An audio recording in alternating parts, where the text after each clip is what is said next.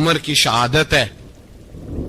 یہودی بول اٹھا, کافر بول اٹھا, اگر 6 مہینے عمر دنیا میں اور رہتے تو دنیا میں کوئی کافر موجود نہ ہوتا. 6 مہینے.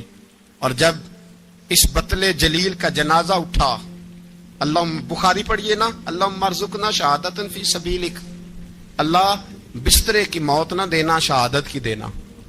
عمر شہید ہوئے, مسجد نبوی میں نماز پڑھاتے, اور جب جنازہ اٹھا تو مدینے کا پھر پیچھے جو دلیر بچے وہ مولا علی تھے. مولا علی, جناب عمر کا جنازہ اٹھا تو سب سے پہلی ہائے جو نکلی وہ حضرت علی کی زبان سے نکلی, اور حضرت علی کی ساری داڑھی آنسوؤں سے بھر گئی. لوگوں نے کہا کہ علی کیا ہوا؟ فرمانے لگے تم دیکھ نہیں رہے جنازہ کس کا اٹھا ہے, پلٹ کے دیکھو تو صحیح, تم پتہ نہیں یہ کون گیا ہے. کہ حضور کیا ہوا؟ آپ فرمانے لگے عمر اس طرح کے کام کر کے گیا ہے, اب ان کے رستوں پہ کون چلے گا؟ کون اس کے جگر راہ وفا میں نقش ایسے چھوڑ آیا ہوں, میں جس منزل سے گزرا ہوں وہ اب تک یاد کرتی ہے. حضرت علی حضرت عمر کے جنازے پہ کھڑے ہو کے کہتے ہیں اللہ مجھے اس طرح کے عمل کرنے کی توفیق دے جس طرح کے عمر کر کے گیا. میرے بھائی, بطل عزیز, بطل حریت حضرت عمر رضی اللہ تعالیٰ عنہ, جو اپنی زندگی انقلاب والی گزار کے گئے. عمر جب دنیا سے گئے تو 80 دینار کا قرضہ تھا, 22 لاکھ مربع میل کا حکمران, اور اپنے بیٹے سے کہنے لگے بیٹے کوشش کرنا تیرے خاندان والے مل کے میرا قرضہ اتار دے, میری قبر پہ بوجھ نہ رہے, اور اگر خاندان والے مدد نہ کریں تو میرے دوستوں سے بات کرنا, وہ مدد نہ کریں تو پھر علی سے بات کرنا.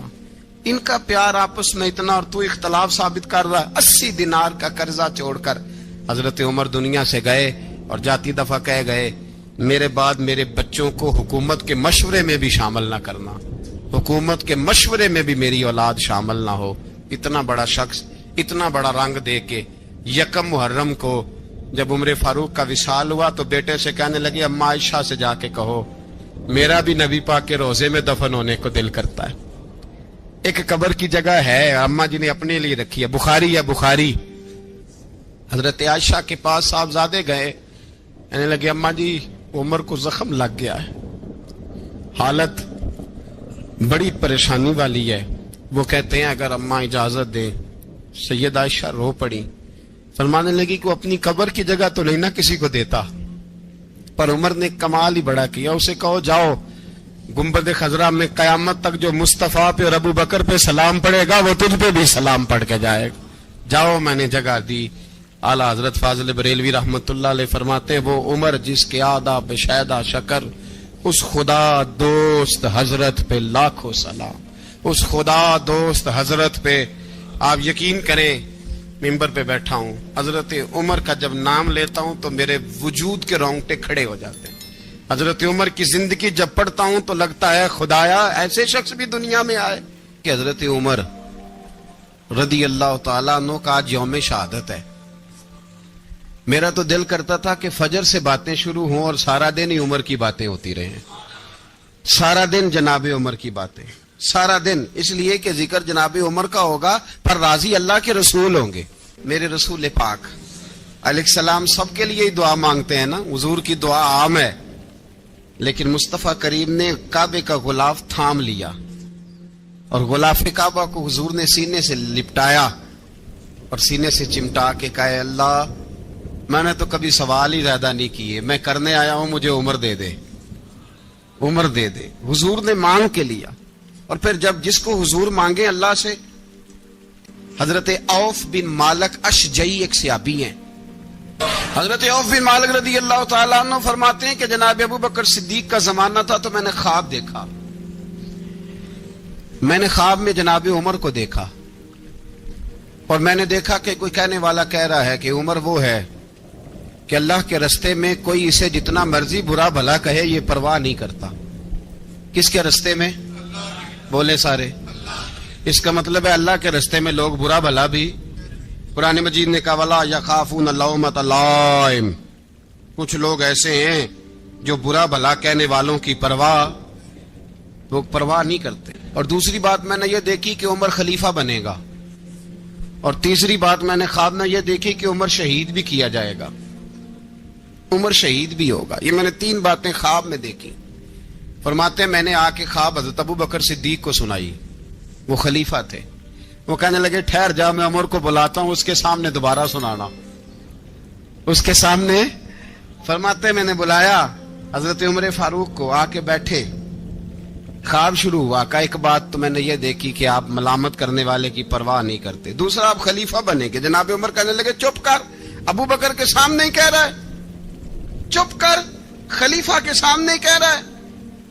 تو حضرت ابو بکر صدیق کہنے لگے عمر اسے کہنے دو، مجھے لگتا ہے رب کی رضا یہی ہے کہ میرے بعد اگر مصطفیٰ کا منبر ملے تو عمر کو ملے، اسے کہنے دو، کہنے دو۔ حضرت عمر رضی اللہ تعالیٰ عنہ کو تیسری بات کہی۔ حضرت عوف بن مالک نے کہا آپ شہید کیے جائیں گے، میں نے خواب دیکھی ہے۔ نیک لوگوں کے خواب بڑی حد تک سچے ہوتے ہیں۔ کہا میں نے خواب دیکھی ہے۔ تو حضرت عمر کہنے لگے شہید تو دلیر لوگ ہوتے ہیں، شہید تو دلیر، جسے سارا زمانہ دلیر کہہ رہا ہے وہ اپنے بارے میں کیا کہہ رہا ہے؟ کہتے ہیں شہید تو دلیر، میں تو کاہل سا آدمی ہوں، سست آدمی ہوں، میں تو اتنا کام ہی نہیں کرتا، تو یہ خواب تو نے جو ٹھیک دیکھا ہے نا پھر سے دیکھنا۔ تو ابو بکر صدیق فرمانے لگے عاجزی نہ کر، انکساری نہ کر، تو جو کہہ رہا ہے ٹھیک کہہ رہا ہے، لیکن مجھے سن کے شکر بھی ہوا ہے اور افسوس بھی ہوا ہے۔ افسوس اس بات کا کہ تیرے جیسا بطل عظیم چلا جائے گا، اور شکر اس بات کا کہ رب تجھے زندگی بھی اعزاز والی دے گا، اور شہادت کی موت دے کے اللہ تجھے موت بھی عزت والی عطا فرمائے گا۔ اللہ موت بھی تجھے عزت والی دے گا، تجھے کاہلوں جیسی موت اللہ۔ حضرت فاروق اعظم رضی اللہ، او بھائی یہاں تو اس زمانے کا سب سے بڑا مسئلہ پروٹوکول ہے۔ ہم چھوٹے طبقے سے لے کر بڑے سارے پروٹوکول کے قائل ہیں، پر حضرت عمر رضی اللہ تعالی، حضرت عمر کی سادگی اور پھر جناب عمر کی عاجزی، جب انسان اپنے اوپر سوار کر لیتا ہے نا، سوار کر لیتا ہے، میں بدکار پرانا خادم، کسے در ملی نی ٹوئی، تے واصف یار نے نظر جو کیتی تے واصف ہی ہو۔ میں اکثر سوچتا ہوں حضور نے جہاں بھی کہا نا، فرمایا میرے بعد نبی ہوتے تو خطاب کے بیٹے عمر ہوتے۔ حضور نے فرمایا عمر جس رستے سے جاتا ہے شیطان وہ رستہ بدل جاتا ہے۔ نبی پاک صلی اللہ علیہ وسلم نے فرمایا میرا عمر وہ ہے کہ اس کی زبان پر حق جاری ہے۔ حضور علیہ الصلوۃ والسلام نے فرمایا 950 سال حضرت جبریل میرے عمر کی شان بیان کریں تو ان کی عظمت ختم نہیں ہوتی۔ 950 سال جبریل عظمت بیان کرے تو ختم نہیں ہوتی۔ یہ بات ہے حضرت عمر کی، اور فرمایا عمر ابو بکر کی نیکیوں میں سے ایک نیکی ہے، یہ شان ہے اب عمر فاروق رضی اللہ تعالیٰ عنہ کی۔ حضور نے فرمایا میرے بعد نبی ہوتے تو عمر ہوتے، جس گلی سے عمر آئے شیطان رستہ بدل جائے۔ میرے عمر فاروق کی شان 950 سال بیان ہو تو ختم نہ ہو۔ عمر کی زبان پر اللہ حق بیان کرتا ہے، جو عمر کہتا ہے وہی رب کر دیتا ہے۔ حضور ساری زندگی فضیلتیں بیان کرتے رہے، عمر جواب میں کیا کہتے ہیں؟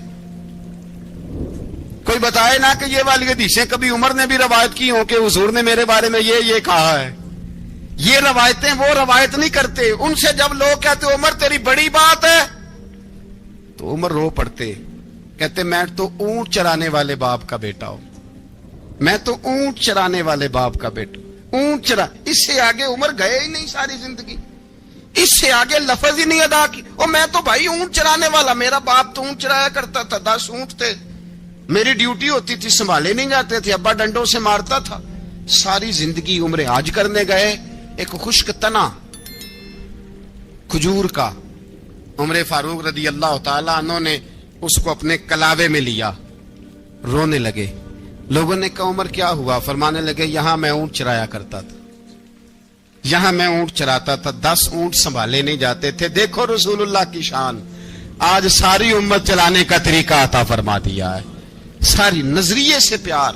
یار پیسہ کس کو برا لگتا ہے؟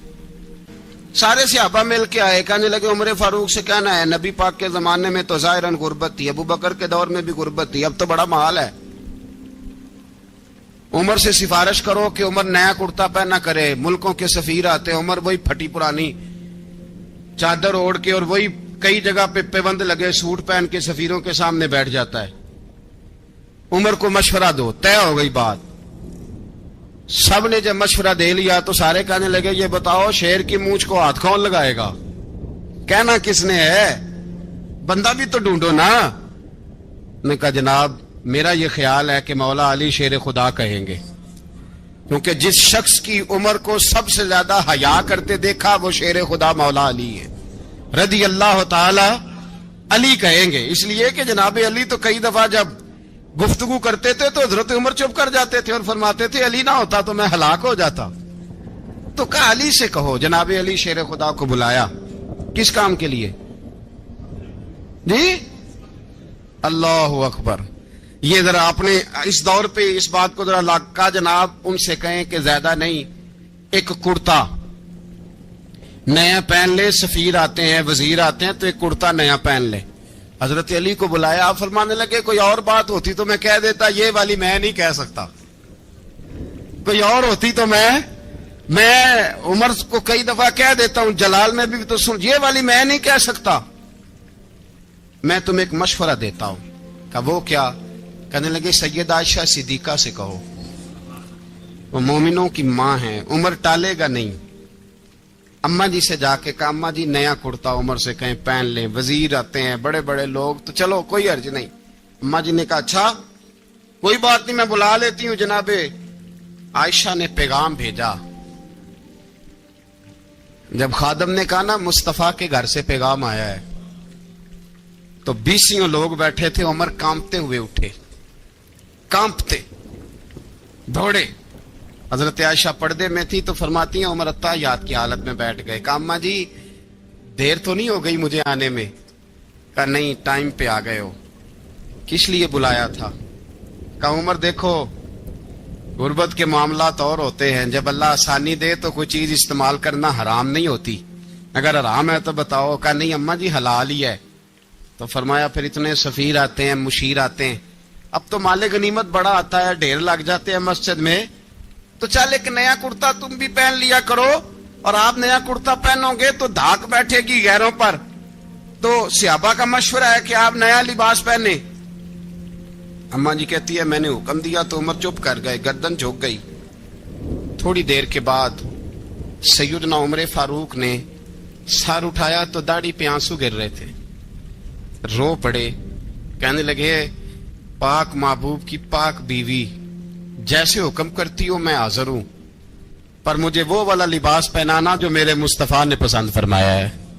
اگر یہ رنگ رسول پاک کا ہے تو میں حاضر ہوں, اور اگر نبی پاک کا نہیں تو پھر جیسے آپ حکم کریں. جناب عائشہ کہتے ہیں عمر روئے تو میں زیادہ روئی, میرا پلو بھیگ گیا آنسوؤں سے. میں نے کہا عمر آپ جائیے. عمر یوں نکلے تو جو صحابہ کھڑے تھے وہ کونے میں تھے, سارے آ گئے. کہا اماں جی کیا بناؤ؟ فرمایا بھائی تم سب جو باتیں کہتے ہو وہ اپنی جگہ ٹھیک ہیں, پر عمر جو بات کرتا ہے وہ سب سے زیادہ ٹھیک ہے. عمر جس پہلو پر بات کرتا ہے وہ یار ایسی عاجزی, ایسا رنگ, ایسا انداز, ایسا طرز حیات, ایسی زندگی. اولاد کے معاملے میں لوگ بزدل ہو جاتے ہیں, بزدل. پر حضرت عمر کا بیٹا مصر گیا, وہاں سے کمائی کر کے لایا, تجارت کرنے گیا, لاکھوں کا مال. کون سا باپ ہے دنیا میں جس کا بیٹا باپ سے پیسے لے کے آئے تو ابا تفصیل پوچھے کہ بیٹا کہاں سے کمائے, کہاں سے لایا, کتنے ملے, کیوں آئے؟ کون سا باپ تفصیل پوچھتا ہے؟ ابا تو کہتا لا صحیح, اور تعریفیں کرتا ہے میرا بیٹا بڑی کمائی کرتا ہے. کبھی پوچھا ہے اس سے کہ ڈیوٹی صحیح دیتا ہے کہ نہیں؟ کبھی پوچھا ہے کہ تو ایمانداری کی روزی لاتا ہے کہ حرام کی کماتا ہے؟ یہ باپ کی ذمہ داری ہے, یہ اماں کی ذمہ داری ہے. پھر کہتا ہے بیماری کیسے آ گئی, پریشانی کیسے آ گئی؟ تو نے کبھی سوال کیا اپنی اولاد سے؟ حضرت عمر فاروق رضی اللہ تعالیٰ عنہ کا بیٹا مصر سے پیسے کما کے لایا تو جناب عمر نے بلایا, فرمایا بیٹے اتنی تو تیرے پاس راس ہی نہیں تھی, تھوڑے سے تو پیسے لے کے گیا تھا, اتنی کمائی کیسے ہو گئی؟ اتنے تو پیسے نہیں تھے صاحب, کہاں سے کمائی لائے؟ اس نے کہا ابا جی وہ جو میرے چچا ہے نا مصر کے گورنر, آپ کے دوست, انہوں نے میری مدد کی ہے. فرمایا جتنے لوگ گئے تھے سب کی ہے مدد اس نے. کہا نہیں صرف میری کی. فرمایا تیری کیوں کی؟ تیری کیوں کی؟ کہا حضور آپ کے دوست ہیں. فرمایا چپ کر حضور انہوں نے مجھے اتنے پیسے دیے, میں نے کاروبار میں ڈالے تو نفع آیا تو میں ان کی رقم دے کے. فرمایا خاموش ہو جا, باقی جتنے لوگ گئے تھے سب کی مدد کی اس نے؟ کہا نہیں حضور صرف میری کی. فرمایا اس نے تیری مدد نہیں کی, اس نے خلیفہ کے بیٹے کی مدد کی, اس لیے کہ وہ خلیفہ کو اپنے حق میں نرم کر سکے. فرمایا آدھا مال تیرا ہے, آدھا مال غنیمت کا ہے, مال خزانہ کا ہے, مسلمانوں کا ہے, اس لیے کہ تو جو وہاں سے مال کما کے لایا ہے وہ اپنے باپ کے خلیفہ ہونے کی وجہ سے کما کے لایا ہے, لہذا رکھ ادھر. یہاں کہتے ہیں کدھر سے آیا, کیسے آیا, کون سا حساب دیں, کیا کریں؟ او بھائی حضرت عمر رضی اللہ تعالیٰ عنہ کا اپنی اولاد کے بارے میں یہ رنگ ہے. ایک جنگ سے نا خوشبو آئی, خوشبو بڑی مہنگی ہوتی تھی, عرب میں خوشبو آج بھی بڑی مہنگی ہے, وہ زیادہ استعمال کرتے ہیں. میری باتوں کی سمجھ آ رہی ہے میرے بھائی؟ بڑی مہنگی خوشبو تھی. جب وہ خوشبو آئی تو حضرت عمر نے کہا, گھر میں پہلے پہنچی حضرت عمر کے, چونکہ زیادہ عورتیں استعمال کرتی تھی گھر کے اندر خوشبو, مرد بھی لگاتے تھے. حضرت عمر نے اپنی بیوی سے کہا, آپ کی زوجہ تو تھی وہ بڑی خوشبو کو پسند کرتی تھی. حضرت عمر نے اپنی زوجہ سے کہا کہ خوشبو لاؤ, میں نے ایک عورت کی ڈیوٹی لگائی ہے, وہ خوشبو تول کے نا تو حصہ برابر صحابہ میں بانٹ دے گی. تو آپ کی زوجہ کہنے لگی کسی بی بی کی ڈیوٹی لگانے کی کیا ضرورت تھی, میں جو موجود تھی میں بانٹ دیتی ہوں تول کے حصہ برابر. آپ نے فرمایا نہیں تو رہنے دے, وہ فلانی بی بی بانٹے گی. حضور میں نے بھی بانٹنی ہے, میرے پہ کچھ حق ہے؟ آپ نے فرمایا نہیں, تو تفصیل نہ پوچھ, تو خوشبو دے دے, کوئی اور بانٹے گی. خاتون خانہ تھی نا, کہنے لگی نہیں مجھے بھی آج آپ کو بتانا ہی پڑے گا کہ کوئی جو بانٹ سکتی ہے تو میں کیوں نہیں بانٹ سکتی. زوجہ کہتی عمر نے بات کی تو میری چیخیں نکل گئی. حضرت عمر فرمانے لگے جب تو خوشبو بانٹے گی نا تیرے ہاتھوں کو بھی لگے گی, تیرے دوپٹوں کو بھی لگ جائے گی. اگر رب کریم نے مجھ سے سوال پوچھا کہ عمر خوشبو تو مسلمانوں کی تھی, تیری بیوی کے دوپٹے کو کیوں لگ گئی, تو میں اللہ کے حضور کیا جواب دوں گا؟ اگر اللہ نے یہ سوال کیا کہ تیری بیوی نے کیوں لگائی, وہ تو حصہ تھا مسلمانوں کا, تو نے تیری بیوی نے کیوں لگائی؟ تو فرمایا میں نہیں چاہتا کہ اللہ کے حضور مجھے اور تجھے باز پرس ہو, لہذا کسی اور کو بانٹنے دے. زوجہ روئی اور تڑپ کے کہنے لگی عمر مجھے لگتا ہے صبح قیامت بھی تیری بیوی ہونے کی وجہ سے اللہ مجھے جنت عطا فرما دے گا, تیری زوجہ ہونے کی برکت سے. بھائی یہ معیار رکھا, خدا کی قسم ایسا شخص تاریخ میں دوبارہ نہیں آیا. اتنا بڑا آدمی, اتنا بڑا شخص, اتنا بڑا آدمی, اور پھر رنگ یہ ہے کہ عمر 22 لاکھ مربع میل کا حکمران, 22 لاکھ, اور کھجور کے درخت کے نیچے مٹی کا ڈھیلا لے کے سو گئے ہیں, پرواہ کوئی نہیں, کوئی مسئلہ ہی نہیں. 2 غلام ساتھ بیٹھے تو ایک روٹی حضرت عمر نے گھر سے منگوائی, تھوڑا سا سرکہ, تو غلام کہنے لگے ہم نے بھی کھانی ہے. فرمایا کوئی حرج نہیں, روٹی کو پیٹ بھر کے کھانا ضروری تو نہیں, 3 حصوں میں بانٹ لیتے.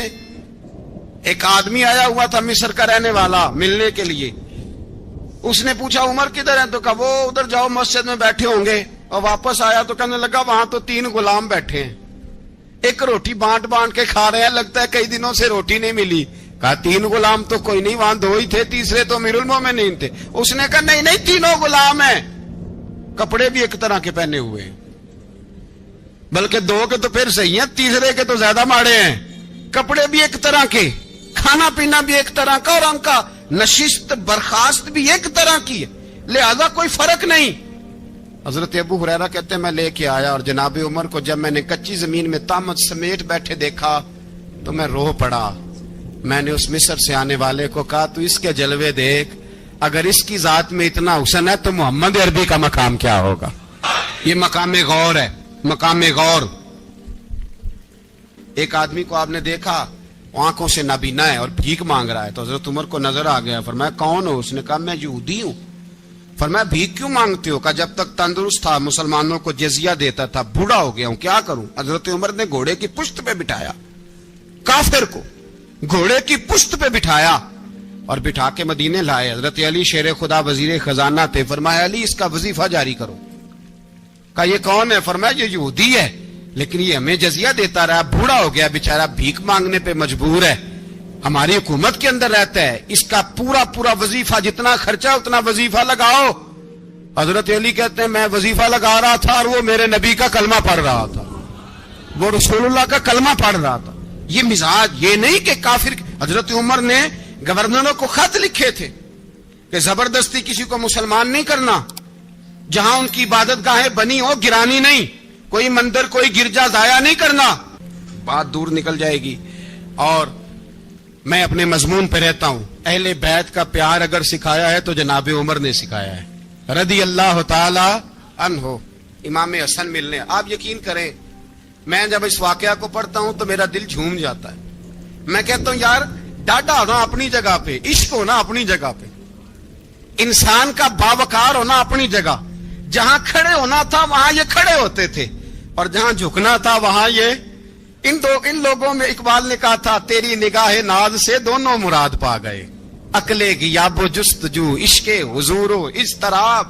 جہاں اگر آیا ہے سامنے کیسر و کسرا تو عمر جیسا دلیر کوئی نہیں، اگر سامنے آیا ایران کا بادشاہ تو عمر جیسا تگڑا کوئی نہیں، اگر آیا ہے سامنے غسان کا بادشاہ تو عمر جیسا عادل کوئی نہیں، لیکن اگر علی کا بیٹا آیا ہے، اگر فاطمہ کے لال پارے آئے ہیں تو پھر فاروق اعظم سے جیسا محب کوئی نہیں، پھر ان سے جیسا پیار کرنے والا کوئی نہیں۔ اندر بیٹھے ہیں جناب عمر، اندر تنہائی میں کچھ وزیروں سے گفتگو ہو رہی ہے، میٹنگیں جاری ہیں۔ آپ کے بیٹے ملنے آئے جناب عبداللہ ابن عمر، ابا جی ملنے آئے، بات ٹھہرو بات کر رہا ہوں، کوئی نہ اندر آئے۔ صاحبزادہ باہر کھڑا ہے، تھوڑی دیر گزری تو امام حسن بھی آ گئے۔ کون آئے؟ آپ کو جو ملے گا امام صاحب کا نام لینے سے، وہ سردار ہیں جنتیوں۔ کون آئے؟ سارے بولیے امام حسن، تیری نسل پاک میں ہے بچہ بچہ نور کا، تو ہے نے نور تیرا سب گھرانہ۔ امام حسن آئے تو حضرت عبداللہ ابن عمر کو دروازے پہ کھڑے دیکھا، کہا امیر المومنین کہاں ہیں؟ کہنے لگے حضرت عمر کے بیٹے۔ کہنے لگے وہ اندر بیٹھے، کچھ میٹنگ ہو رہی ہے، اور انہوں نے کہا کوئی اندر نہ آئے، لیکن آپ جانا چاہیں تو چلے جائیں، آپ جانا چاہیں تو، تیری نسل پاک میں ہے بچہ بچہ نور، آپ جانا چاہیں تو چلے جائیں۔ تو انہوں نے کہا جب آپ باہر کھڑے ہیں تو مجھے کوئی اتنا ضروری کام نہیں، اور ابھی زور کی نماز تھوڑی دیر میں ہوگی، میں مسجد میں مل لوں گا امیر المومنین سے۔ یہ بات کہہ کے امام حسن چلے گئے۔ یار اتنی بڑی بات نہیں تھی، اتنی بڑی بات نہیں تھی۔ تو میرے استادوں کا بیٹا بھی آئے تو کہا ٹھیک ہے جی وہ سوئے ہوئے ہیں، تو کوئی غرض نہیں یار میں ٹھہر کے آ جاؤں گا، کوئی بڑی بات نہیں تھی، دیکھا جائے تو بڑی بات نہیں تھی، پر بات بہت بڑی تھی، اس لیے کہ یہ خالی حسن نہیں، یہ حسن ابن علی ہے، یہ حضرت فاطمہ کے لخت جگر۔ حضرت عمر باہر نکلے، عبداللہ ابن عمر سے پوچھا کوئی آیا تو نہیں؟ تو کہا حضور امام حسن آئے تھے۔ تو کہا پھر شہزادے کو اندر کیوں نہیں بھیجا؟ کہا میں نے کہا تھا۔ وہ کہنے لگے اگر امیر المومنین مصروف ہیں تو میں ظہر میں مل لوں گا۔ حضرت عمر رونے لگے، فرمایا بیٹے تو نے اچھا نہیں کیا۔ پھر مسجد نہیں گئے، سیدھے امام حسن کے دروازے دستک دی، امام حسن باہر آئے، کہا شہزادے آئے تھے تو ملے کیوں نہیں؟ تو امام حسن کہنے لگے حضور آپ کا اپنا بیٹا دروازے پہ کھڑا تھا، آپ کا اپنا بیٹا دروازے پہ کھڑا تھا، اور منع بھی کیا تھا آپ نے تو میں زور میں مل لیتا۔ حضرت امام حسن فرماتے جوش جذبات میں جناب عمر نے سر سے پگڑی اتار دی، جوش جذبات میں کہنے لگے حسن میرے بیٹے کا اور آپ کا کیا مقابلہ؟ کیا اس کی ماں کا نام فاطمہ الزہرا ہے؟ کیا اس کی نانی کا نام خدیجہ الکبریٰ ہے؟ کیا اس کے نانے کا نام محمد مصطفیٰ ہے؟ آپ کا اور اس کا کیا مقابلہ؟ پھر رو پڑے اور کہنے لگے بیٹے میں مکے کے صحراؤں میں اونٹ چرایا کرتا تھا، یہ جو میرے سر پر عزت کے بال ہیں یہ تیرے نانے کے اگائے ہوئے، میں مکے کے خبردار شہزادے خبردار۔ او بھائی اہل بیت نبوت کے ادب کا رنگ اگر سکھایا ہے تو سیدنا عمر نے سکھایا ہے۔ حضرت فاروق اعظم کے ہاتھ میں تلوار تھی، گھر سے نکلے، کہنے لگے آج میں اس محمد کا خاتمہ کر دوں گا معاذ اللہ، اس نے گھر گھر فساد پیدا کر دیا تلوار لے کے۔ ابو جہل نے نا غصہ دلایا، کہنے لگا مکے میں کوئی سورما نہیں بچا جو مصطفیٰ کو قتل کر دے معاذ اللہ، 100 سن خونٹ ملیں گے जनाब उमर कहते हैं तलवार पकड़ी, और ये सवेर की बात है। अभी रात को नबी पाक काबे का गुलाब पकड़ के कह रहे थे अल्लाहुम्मा अइज़्ज़िल इस्लाम बे इस्लाम उमर इब्न खत्ताब, या अल्लाह इस्लाम को इज्जत दे दे, उमर को कलमे की तौफीक दे दे। रात हजरत उमर कहते हैं दिन चढ़ा तो तलवार लेके ना मैं बाहर निकला। मैंने कहा आज मैं छोड़ूंगा नहीं, हर घर में फसाद माज़अल्लाह, हर घर में लड़ाई। फरमाते हैं रस्ते में हजरत अरकम बिन ज़ैद मिल गए, कहने लगे किधर जा रहा है? मैंने कहा आज मैं मुस्तफ़ा को कत्ल करूंगा। कहने लगे जा पहले अपने घर की खबर ले, तू जिधर जा रहा है ना उधर बाद में जाना, पहले अपने घर की पहले खबर ले। कहने लगा मेरे घर को क्या हुआ? कहने लगे तेरी बहन फातिमा बिनते खत्ताब और तेरा बहनोई सईद बिन ज़ैद दोनों कलमा पढ़ चुके, जा पहले अपने घर की खबर ले। हजरत उमर फरमाते मैं गया, बड़ा गुस्सा आया कि मेरे घर में आग लग गई, मैं सरदार मक्के का इतना सख्त गिर आदमी, मेरे घर में इस्लाम आ गए। फरमाते मैंने जाके ना अपनी बहन के घर की तरफ रुख किया, दरवाजे पे पहुंचा तो मैंने सुना अंदर से आवाज आ रही है, कुरान पढ़ने की आवाज आ रही, कुरान पढ़ने की। फरमाते मैंने दरवाजे पे दस्तक दी, अंदर से आवाज आई कौन है दरवाजे पे? मैंने कहा उमर इब्न खत्ताब। फरमाते हैं कि मेरे बहनोई ने कहा कि फातिमा तेरा भाई बड़ा सख्त है। फरमाते हैं मेरी बहन ने जल्दी से कुरान के सफ़े लपेट के ऊपर रख दिए। मेरे भाई जो थे वो मेरे बहनोई एक दरवाजे के पीछे छुप गए। फरमाते हैं मेरी बहन सामने खड़ी है, प्यार भी बड़ा था। मैंने जाते ही कहा क्या कर रही थी? तवज्जो है आपकी? गुलामा ने मोहम्मद जान देने से नहीं डरते, ये सर कट जाए या रह जाए कुछ परवाह नहीं करते। हमें लगे क्या कर रही थी? हजरत फातिमा खामोश है। उमर कहता मैंने डांट के, बोलती क्यों नहीं, क्या कर रही थी? मैंने कहा कुरान पढ़ रही थी, कुरान पढ़ रही थी। कहा तुझे पता नहीं, तुझे मेरा पता नहीं? फरमाया सारा ही पता है। कहा तू जानती नहीं लातो मनात को बुरा कहते हैं? फरमाया वो बात की बातें थी, वो जानने ना जानने की बातें। दोस्तों तवज्जो, हजरत उमर इब्न खत्ताब फरमाते हैं कि बहन इस जलाल, इस रोब, इस एतमाद से बोलती थी कि मैंने एक थप्पड़ मारा बहन के मुंह पे, मेरी बहन उधर जाके गिरी। फरमाते हैं कपड़े झाड़ के खड़ी हुई, कहने लगी उमर एक थप्पड़ नहीं तू 1000 मार, तू 1000 मार, लेकिन ये उम्मीद ना रखना कि मैं कुरान छोड़ जाऊंगी, ये उम्मीद ना रखना मैं कुरान छोड़ जाऊंगी।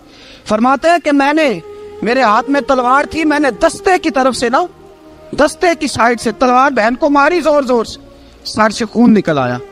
फरमाया मैं अपने बहनोई की बड़ी इज्जत करता था, मेरा बहनोई पर्दे से निकला बीवी को बचाने, मैंने जोर जोर से 2 तलवार की पुश्तें उसके सर पे भी मारी, खून निकला, फिर मेरी बहन आगे हुई, फिर मारा।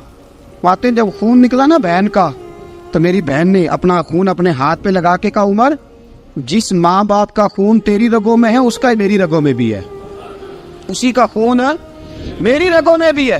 फरमाया उमर जिस बाप की पुश्त से तू है मैं भी उसी बाप की पुश्त से हूँ, जिस माँ की छातियों से दूध तूने पिया है मैंने भी उसी माँ की छातियों से दूध।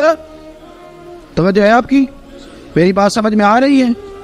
सुने बात, रसूल अकरम सल्लल्लाहु ताला अलैहि वसल्लम ने फरमाया, उमर हजरत उमर रज़ी अल्लाह ताला अन्हु फरमाते हैं नबी पाक पे नाज़िल कुरान सुना तो जब मेरी बहन ने इस जलाल के साथ बात की ना कि उमर मैं भी उसी बाप की बेटी हूँ, मैं भी उसी बाप की बेटी हूँ, मैं भी उसी कबीले की हूँ, खबरदार तू तुरशरू होके गाली 1000 दे, ये वो नशा नहीं जिसे तुरशी उतार दे। फरमाया तू चारा कर, तेल लगा, लेकिन तू मुझे इस्लाम से हटा सकता? हजरत उमर फरमाते हैं बहन का जलाल देखा तो मैं ठंडा हो गया, बहन का जलाल देखा तो मैंने कहा अच्छा मुझे दिखाओ क्या पढ़ रही थी, मुझे दिखाओ जरा क्या पढ़ रही थी। फरमाते हैं मेरी बहन कहने लगी तू काफर है, इन्नमल मुशरिकून नजस, जा पहले वुजू करके आ, जा गुस्ल करके आ, जा पहले नए कपड़े धुले हुए पहन के आ, पहले तैयार होके आ। हजरत उमर फरमाते हैं मैं तैयार होके आया, मेरी बहन ने झोली में सफ़े रखे, कुरान पढ़े बहन, सुने भाई, अल्लाह तकदीर बदल देता है। कुरान पढ़े बहन और सुने भाई,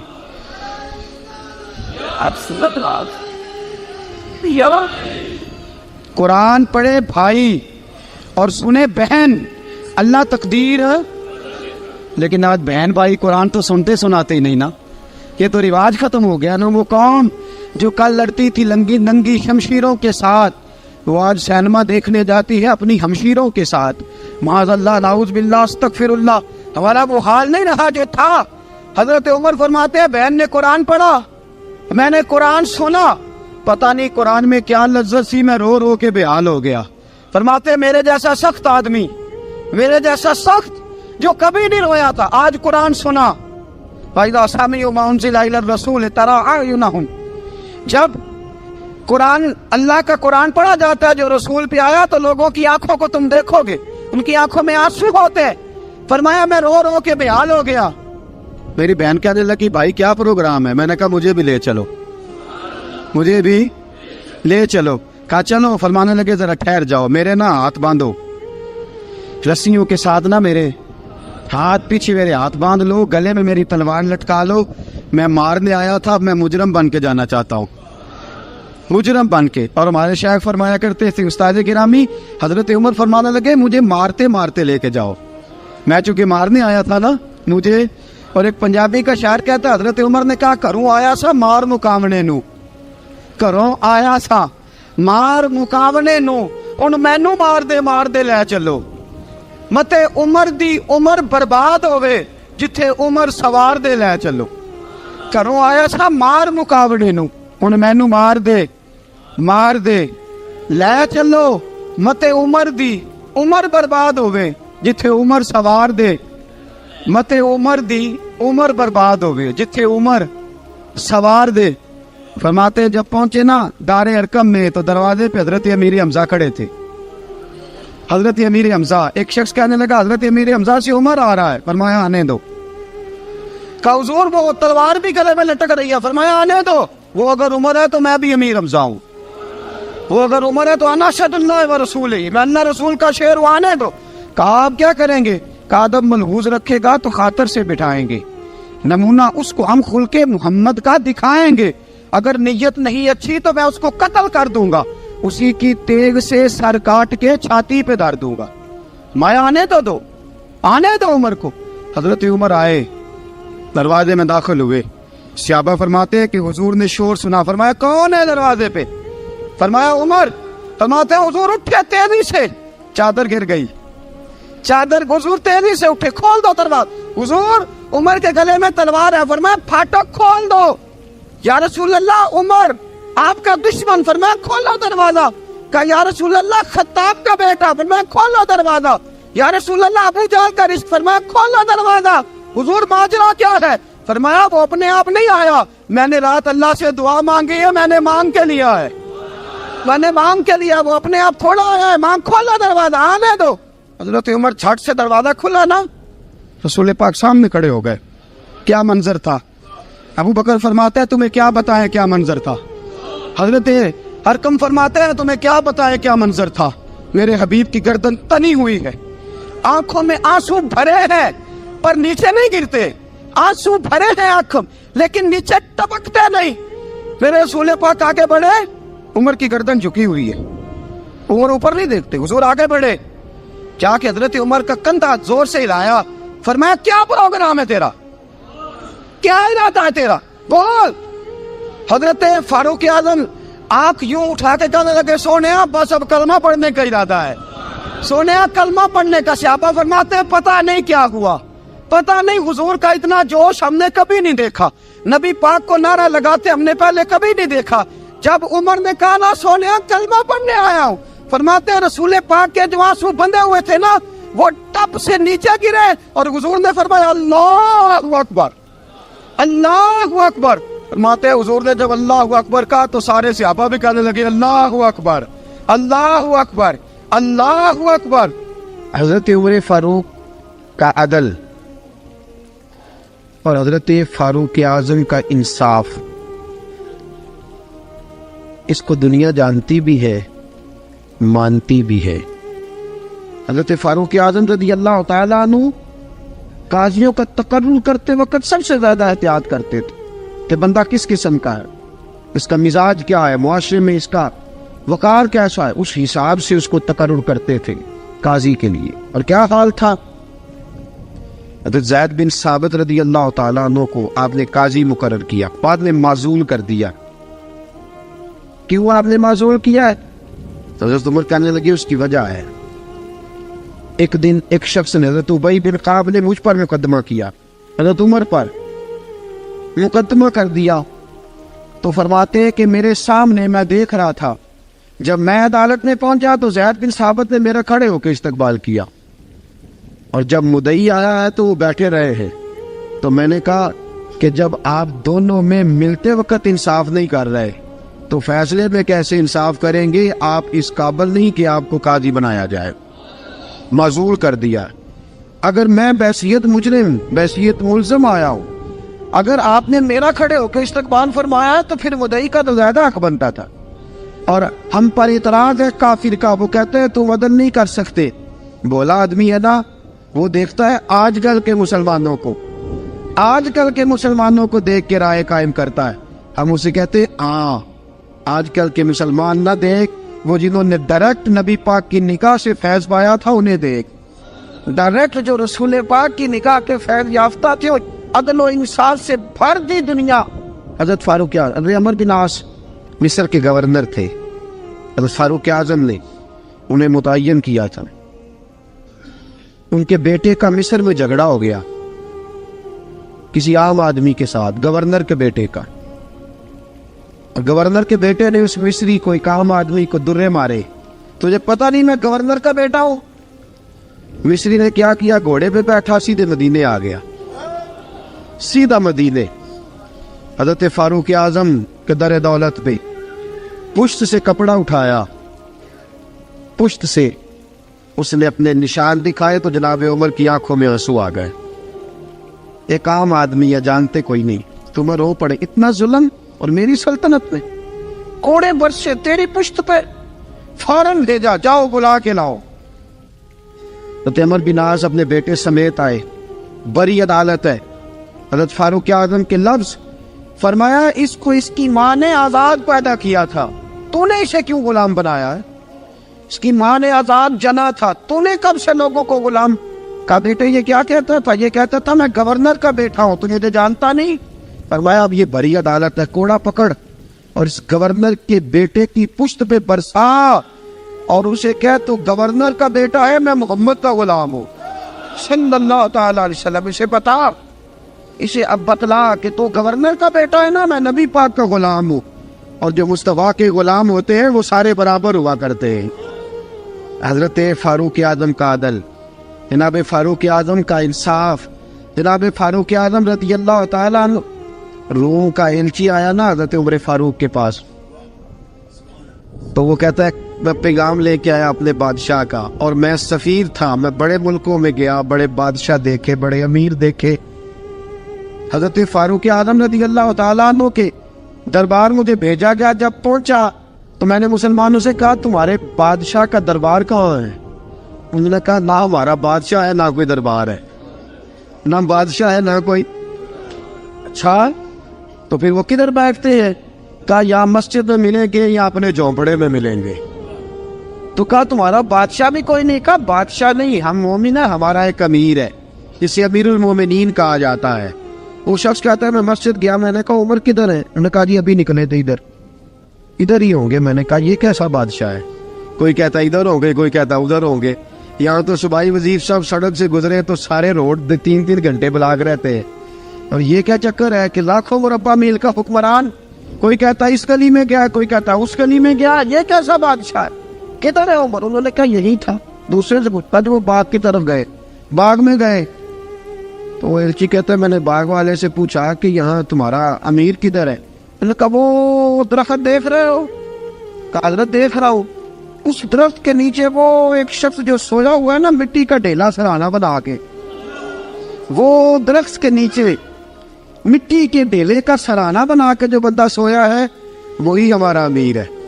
وہ سامنے حضرت سیدنا عمر فاروق کے پاس وہ بندہ جا کے کھڑا ہو گیا، وہ کہتا ہے کہ پسینہ گر گر کے نا مٹی کے ڈھیلے پہ گارا بنا رہا تھا، پسینہ گر گر کے مٹی کا ڈھیلا، وہ تر تھا۔ حضرت فاروق اعظم سو رہے تھے، کہنے لگا میں 20 اور درجنوں بادشاہوں کو دیکھ چکا تھا، جن کی آنکھیں 10 گن. حضرت عمر کی آنکھ کھلی، تامت سمیٹی اٹھ کے بیٹھ گئے. کدھر آیا ہے؟ کہنے لگا حضرت جی آیا تو کسی اور کام تھا، آیا تو کسی، لیکن اب کام کوئی اور بن گیا ہے. آپ نے فرمایا اب کیا کام بنا ہے؟ کہنے لگا میرا کام یہ بنا ہے کہ میرا بھی دل کیا میں بھی کلمہ پڑھوں اور نبی پاک کا غلام بن جائے.